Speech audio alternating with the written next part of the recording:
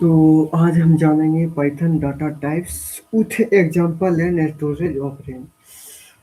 Basically Python में data type 9 होते हैं। Integer, float, string, Boolean, list, tuple, dictionary, set and complex. ठीक है। अब इंटीजर डाटा टाइप को हम INT करके हम इसे डिक्लेयर कर सकते हैं। यानी कि x इक्वल टू हम 10 लिख लेंगे तो x का मान 10 हो जाएगा।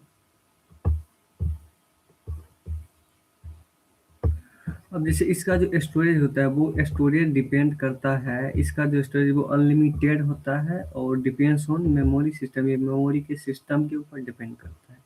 अब हमारा दूसरा टाइप हो गया फ्लोट। फ्लोट डाटा टाइप में क्या करते हैं, हम डेसिमल वैल्यू को हम स्टोर कर सकते हैं। इसके लिए हम FLOAT लिखते हैं। जैसे एग्जांपल के लिए y इक्वल टू 10.25 या 12.25 ऐसा हम लिख सकते हैं। इसका जो स्टोरेज रेंज है वो 64 बिट के कंप्यूटर में 15 से 17 डेसिमल डिजिट तक का हम इसमें स्टोर कर सकते हैं फ्लोट डाटा टाइप्स में। अब हमारा तीसरा डाटा टाइप हो गया स्ट्रिंग। स्ट्रिंग मतलब वो कैरेक्टर जिसे ABCD जिसे हम लिख सकते हैं। ठीक है।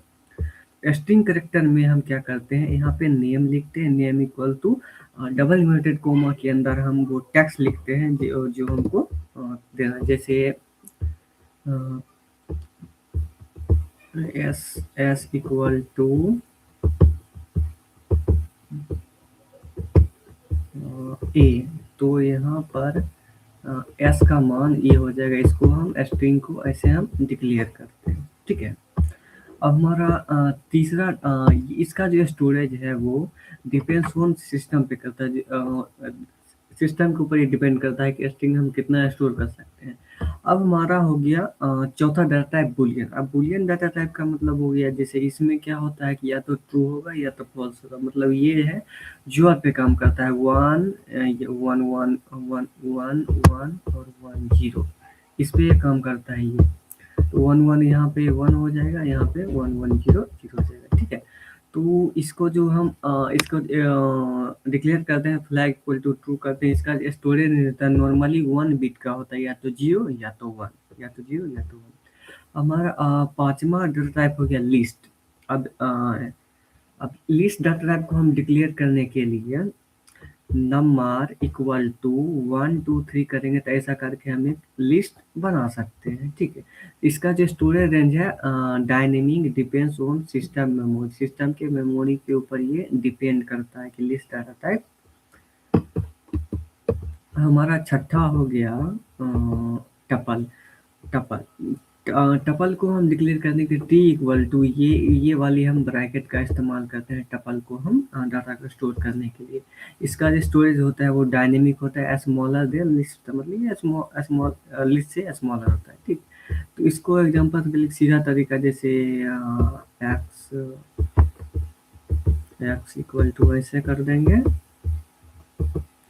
और फिर ये इसके अंदर हम डाटा को लिख देंगे, तो ये हो जाएगा हमारा टपल। अब हमारा सातवां हो गया डिक्शनरी। अब डिक्शनरी का यूज हम इसलिए करते हैं ताकि हम किसी भी चीज को से हम की वैल्यू पेयर में उसको हम स्टोर कर की वैल्यू पेयर में हम उसको स्टोर कर सके। जैसे 1 0 जैसे ए, तो ये किसी बुक का की वैल्यू होगा, तो इसको हम ऐसा कर सकते हैं। ये की वैल्यू जैसे मान लीजिए पाइथन का बुक है तो इसका जो हो जाएगा,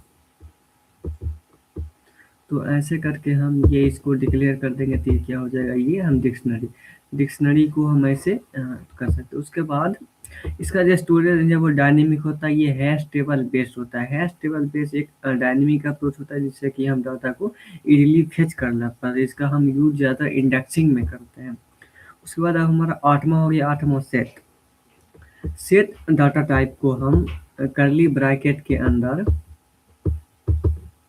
हम इसको डिक्लेयर करते हैं। तो इसको हम डिक्लेयर करने के लिए s इक्वल टू ऐसे करके हम इसमें हम वैल्यू दे सकते हैं, जैसे 1 2 3 ऐसा करके हम इसको डिक्लेयर कर सकते हैं।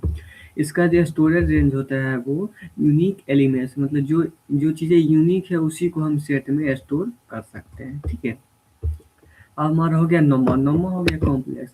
कॉम्प्लेक्स मतलब ये हो गया कि जैसे मैथमेटिकल इक्वेशन या अलजेब्रा इक्वेशन हमको सॉल्यूशन करना है, तो उसके लिए हम कॉम्प्लेक्स का यूज करते हैं पाइथन डाटा टाइप्स में। तो इसको हम डिक्लेयर करने के लिए एक्स इक्वल टू ऐसे करके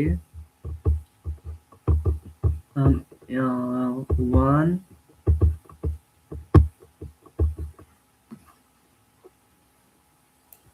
प्लस 2 जे ऐसे करके हम इसे डिक्लेयर कर सकते हैं, या फिर A equal to I plus sorry ये 1 प्लस 3 ये ऐसे करके हम डिक्लेयर कर सकते हैं। तो आज के लिए हम इतना ही रखते हैं। अब अगली क्लास में हम पाइथन के बारे में कुछ और जानकारी प्राप्त करेंगे।